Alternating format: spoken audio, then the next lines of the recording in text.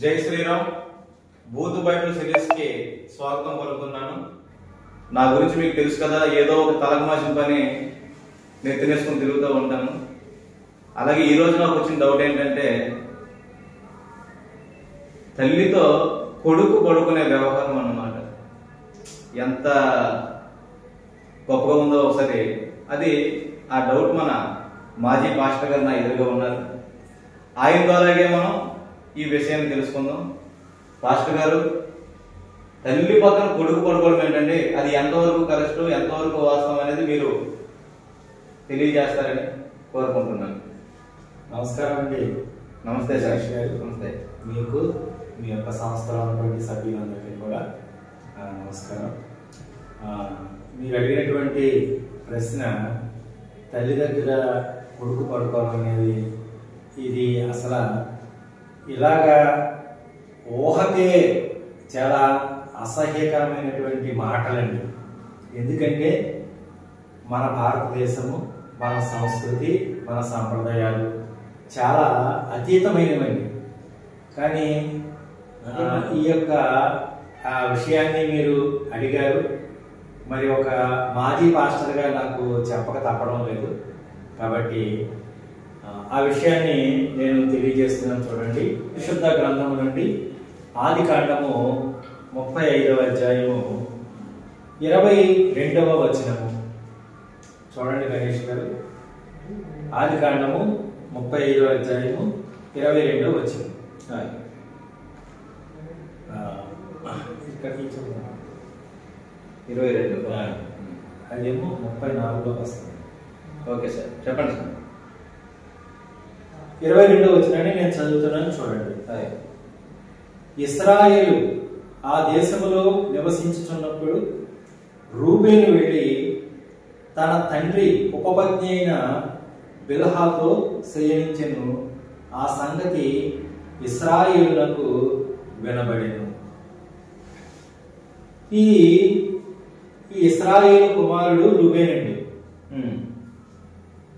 అయితే ఈ యొక్క అసలు ఈ ఇశ్రాయేలు అనేటటువంటి ఆయన అసలు పేరు యాకోబు అండి. ఆ యాకోబుకి ఇశ్రాయేలు అనేటటువంటి పేరు బైబిల్ దేవుడు మార్చాడు. ఆడెవడో బైబిల్ దేవుడు అంటే ఈ యాకోబు అనేటటువంటి ఆయన పేరు బైబిల్ దేవుడు అయినటువంటి యెహోవా మార్చాడండి. మార్చితే ఇశ్రాయేలుగా మార్చాడు. మార్చినప్పుడు అతనికి 12 మంది కొడుకులు పుట్టారు. ఈ ఇశ్రాయేలు లేదా యాకోబు అనే ఆయనకి పుట్టినప్పుడు ఆ కొడుకులలో ఒక కొడుకు ఏమో రూబేను. తన తండ్రి అయినటువంటి ఇశ్రాయేలు లేదా యాకోబు ఎక్కడికో పని మీద వెళ్ళాడండి. అతను ఏ పని మీద వెళ్ళాడు, ఎక్కడికి వెళ్ళాడు అనేది మనకి ఈ బైబిల్లో వ్రాయబడలేదు. మొత్తానికి ఆ దేశంలో వెళ్ళి ఎక్కడికో వెళ్ళాడు. అలాంటి సమయంలో ఈ రూబేన్ అనేటటువంటి వాడు వెళ్ళి తన తండ్రి ఉపపత్ని అంటే ఇంకొక ఆవిడతో శరీర సాంగత్యం ఉంది ఈ యొక్క ఇశ్రాయేలుకి. ఆవిడ దగ్గరికి వెళ్ళి ఈయన పడుకున్నాడు. తండ్రితో ఎంతమందికి శరీర సాంగత్యం ఉంటే అంతమందికి కూడా తల్లి వరుస సమానం. అంతే కదా. ఈ తండ్రి అంటే వీళ్ళు అది మనకి అగ్నిపత్తులో జాబ్ వచ్చిందేమో మోదీ గారు. చెప్పండి. మనకి అది ఈ బైబిల్లో మనకి క్లారిటీ ఉండదు. ఎందుకంటే అక్కడ ఏమనుందంటే, ఇశ్రాయేలు ఆ దేశంలో నివసించుతున్నప్పుడు, అంటే ఈయన ఒక దేశానికి వెళ్ళాడు, వేరే ప్రాంతానికి వెళ్ళాడు. వెళ్ళినప్పుడు వాళ్ళ నాన్న లేడు కదా అనేసి వాళ్ళ నాన్న ఇంకొక ఆయనతో, వాళ్ళ నాన్న ఒక ఆవిడతో శరీర సాంగత్యం ఉంటే వెళ్ళి ఈ కొడుకు కూడా ఆవిడతోటి చేశాడు, శరీర సెక్స్ చేశాడు. ఆ సంగతి తండ్రికి తెలిసింది, కానీ ఏమన్నది. తండ్రి గారు, అరే నీకు తల్లిలో ఉంది, తప్పురా, ఈ తలకు మార్చిన మనకెందుకని చెప్పలేదు. అదే విషయము నూతన నిబంధనలో కూడా, అంటే పాత నిబంధన కొత్త నిబంధన అని 2 నిబంధనలు. ఈ పాత నిబంధనలో 39 పుస్తకాలు ఉంటాయి గణేష్ గారు.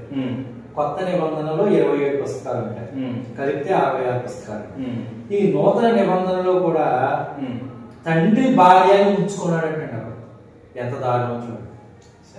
ఇక్కడేమో ఉపపత్ని అన్నాడు, పాత నిబంధనలో ఉపపత్ని అన్నాడు, కొత్త నిబంధనలో తండ్రి భార్యని ఉంచుకున్నాడంట. ఆ సందర్భాన్ని అంటే ఇది అదే సబ్జెక్ట్ కాబట్టి ఒకసారి మీకు చూపిస్తాను చూడండి. చూడండి దైవజనులారా, మతం మారినటువంటి క్రైస్తవులు అని చెప్పుకునే క్రైస్తవులారా, ఆదికాండం 35వ అధ్యాయంలో తల్లి పక్కన కుమారుడు పడుకునే ఏదైతే జరగకూడదో ఆ జరిగినదన్నీ కూడా ఈ సన్నివేశాలు ఇక్కడ ఉన్నాయి, మీరు మీ బైబిల్లో చూసుకోవచ్చు. మీకు ఇంత వివరంగా చూపించవలసిన అవసరం దేనికి వచ్చిందంటే, చాలా మంది అమాయకులు వాళ్ళ జీవితాలని నాశనం చేసుకుంటున్నారు, కాస్త అర్థం చేసుకుంటారు, మారుతారని చెప్పే మేము మరి మీకు వివరించి మీకోసమే ఇది తెలియజేస్తున్నాం. చెప్పండి సార్. క్రొత్త నిబంధన పేజీ నెంబరు 4, పేజీ నెంబర్ చెప్పొద్దన్నారు కదా. చెప్పండి. క్రొత్త నిబంధన కొరింథీయులకు రాసిన పత్రిక మొదటి పత్రిక 5వ అధ్యాయం పేజీ నెంబరు 148, 149. ఈ యొక్క హనుమానదాడు ప్రోగ్రాన్ని వీక్షిస్తున్నటువంటి వీక్షకులందరికీ కూడా ఒక మనవి ఏమిటంటే, ఇది కంప్యూటర్ అచ్చండి, పాత అచ్చు అనేది మరొకటి ఉంటుంది. కొంతమంది దగ్గర ఆ బైబిళ్ళు ఉంటాయి, అందులో 1-2 పేజీలు అటు ఇటు ఉండొచ్చు, కానీ గ్రంథము పేరు మాత్రం మారదు. గ్రంథం పేరు మాత్రము మారదు. కొరింథీయులకు రాసిన మొదటి పత్రిక 5వ అధ్యాయము 1వ వచనాన్ని చదువుతున్నానండి. 5వ అధ్యాయం క్రొత్త నిబంధన 5వ అధ్యాయం క్రొత్త నిబంధన కొరింథీయులకు రాసిన పత్రిక, అపోస్తలుడైన పౌలు కొరింథీయులకు రాసిన పత్రిక 5వ అధ్యాయం 1వ వచనాన్ని చదువుతున్నాను చూడండి. చెప్పండి సార్. మీలో జారత్వం ఉన్నదని వదంతి కలదు.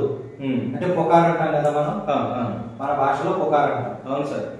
మీలో జారత్వం ఉన్నది అంటే వ్యభిచార సంగతులు ఉన్నాయి. వదంతి కలదు.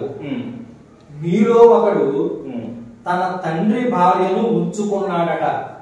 ఎవరంటున్నాడు ఈ మాట?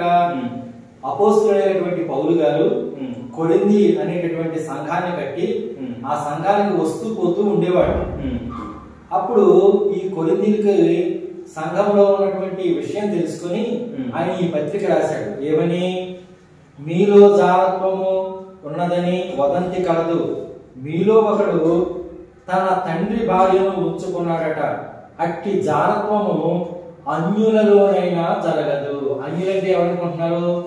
ఎవరైతే ఈ బైబిల్ని అంగీకరించారో, ఎవరైతే ఆ క్రైస్తవ మార్గంలోనికి రారో వాళ్ళందరూ కూడా అన్యులేనండి.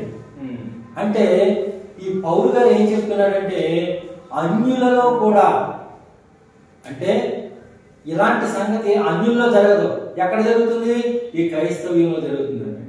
తండ్రి భార్యను ఉంచుకున్నాడంటే తల్లిని ఎంత, ఆ మాటలు నా నోటితోటి నేను పలకలేకపోతున్నానండి గణేష్ గారు. అంటే మొన్న కొన్ని న్యూస్లో నేను చూసింది ఏంటంటే, సొంత కూతుర్నే తను పేర్లు చెప్పుకోకూడదు, మంచి సెక్సీగా ఉంది కూతురు అయిపోయింది, లేకపోతే నా స్వామి రంగా అన్నాడు అనమాట. ఈడేంట్రో ఇలా అన్నాడు, కన్నా కూతురు ఇలా అన్నాడు అని చెప్పి అని బాధపడ్డాను. తర్వాత నాకు అర్థమైందంటే వాడు క్రైస్తవుడు అంటే. అంటే మరి బైబిల్లో ఉన్నదే వాడు ఆశించే, వాడు తప్పేమీ లేదు. మనకి గ్రంథం ఏదైతే నేర్పుతుందో అదే వాళ్ళు ఆచరణలో పెడతారు. ఇకనైనా సరే మన గుడ్డి క్రైస్తవులు అందరూ కూడా అర్థం చేసుకుంటారని కోరుకుంటున్నాను. కళ్ళు తెరుచుకోండి, కళ్ళు తెరుచుకొని ఈ బొగడా బైబిల్ని వదిలేస్తారని కోరుకుంటున్నాను. అలాగే నెక్స్ట్ మళ్ళీ వచ్చేవారం మన పాస్టర్ గారితో బూత్ బైబిల్లో ఏ బూతులు అయితే ఉన్నాయో అవన్నీ కూడా చర్చించుకుందాం. సభ్యులందరూ కూడా ఇప్పటి వరకు తెలుసుకుని, అలాగే మా ఛానల్ చూస్తున్న వారికి పేరు పేరు ధన్యవాదాలు తెలుపుకుంటున్నాను. జై శ్రీరామ్.